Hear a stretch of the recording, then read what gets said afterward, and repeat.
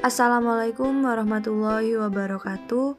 Kami dari kelompok 7 akan menjelaskan tentang distribusi normal. Distribusi normal disebut juga distribusi Gauss. Merupakan sebuah fungsi probabilitas yang menunjukkan distribusi atau penyebaran suatu variabel dengan menggunakan pendekatan kurva normal. Adapun jenis-jenis distribusi normal antara lain ketinggian orang, ukuran barang yang diproduksi oleh mesin, kesalahan dalam pengukuran, tekanan darah, dan nilai ujian. Penerapan distribusi normal dianggap penting karena dapat meningkatkan objektivitas penilaian, dapat menghindari terjadinya bias atau penilaian yang condong pada satu kategori saja, dan dapat membantu menentukan tingkat normalitas dan kecenderungan sentral. Lanjut, kurva normal. Dua parameter yang menentukan suatu bentuk kurva normal adalah rata-rata atau mu dan simpangan baku atau torsi. Semakin besar nilai torsi, kurva semakin landai. Semakin kecil nilai torsi, kurva semakin melancip. Lanjut, studi kasus. PT Palupi ingin meneliti berat rata-rata produk ragi instan dengan mengambil sampel sebanyak 30 bungkus. Neto yang ditetapkan sebesar 15 gram. Perusahaan ingin mengetahui apakah berat bersih produk tersebut berdistribusi normal atau tidak. Berikut adalah hasil sampel data berat ragi instan yang berbeda-beda. 1. Nilai rata-rata dari berat 30 ragi instan. 2. Simpangan baku dari 30 ragi instan yang diproduksi. 3. Peluang berat bersih kurang dari 15 gram. 4. Peluang berat bersih lebih dari 15 gram. 5. Peluang berat bersih antara 14 gram dan 17 gram. 6. Peluang berat bersih tepat 15 gram.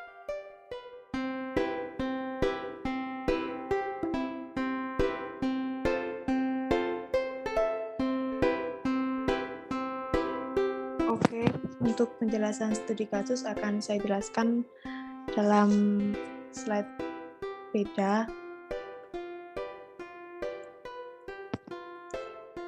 Untuk menghitung distribusi normal, langkah pertama adalah mencari nilai rata-rata dan simpangan baku dari berat 30 sampel ragi instan. Hal ini bisa dilakukan dengan menggunakan Excel ataupun menghitung secara manual. Di sini saya akan menjelaskan cara menghitung rata-rata dan simpangan baku menggunakan Excel. Pertama-tama, kita membuat tabel data 30 sampel ragi instan. Ini adalah tabel datanya. Kemudian menghitung rata-rata dengan rumus sama dengan sum, lalu buka kurung, lalu 30 data ini diklik enter. Nah, muncul total data seperti yang ada di tabel. Ini adalah jumlah total datanya, 452,4. Untuk mencari rata-ratanya, kita hanya sama dengan total data dibagi jumlah data yaitu 30. Kemudian enter. Sudah terlihat ada 15,8. Sama dengan ini ya. Selanjutnya, untuk mencari simpangan baku, kita harus menghitung nilai data dikurang dengan rata-rata, kemudian dikuadratkan dan ditotal seluruh jumlahnya sesuai pada tabel tersebut. Untuk selanjutnya, mencari simpangan baku, kita harus menghitung nilai data dikurang dengan rata-rata, kemudian dikuadratkan dan ditotal seluruh jumlahnya sesuai pada tabel. Sehingga kita menemukan total dari hasilnya yaitu 6,548.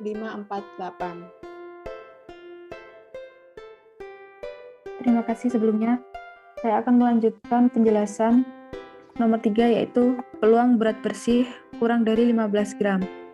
Yang pertama, menggunakan perhitungan manual. Untuk perhitungan manual kita perlu mencari nilai Z. Yang pertama sudah diketahui ratanya yaitu 15,08. Untuk simpangan bakunya sudah diketahui nilainya 0,4752 dengan rumus yang sudah tertera pada Microsoft Word tersebut. Untuk peluang berat bersih kurang dari 15 gram, perlu diketahui bahwa P X kurang dari 15. Rumusnya adalah Z sama dengan X besar dikurangi rata-rata persimpangan baku, sama dengan 15 dikurangi 15,08 per 0,4752. Hasilnya adalah 0,16.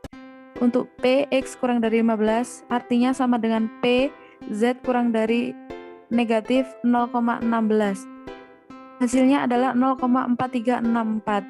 Hasil itu diketahui pada tabel Z yang tertera pada PowerPoint.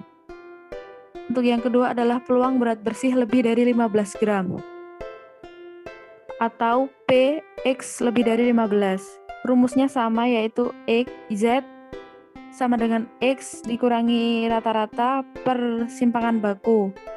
Untuk hasilnya diketahui negatif 0,16. Karena yang ditanya kurang dari 15, maka kita perlu mengurangi dengan angka 1, yaitu hasilnya menjadi 0,5636. Kemudian adalah peluang berat bersih antara 14 gram dan 17 gram. Artinya P X lebih dari 14 dan kurang dari 17. Rumusnya sama. Lalu dihitung, diketahui yang lebih dari 14 adalah hasilnya negatif 2,27. Untuk yang 17 hasilnya 4,04. Kemudian rumusnya itu dikurangi.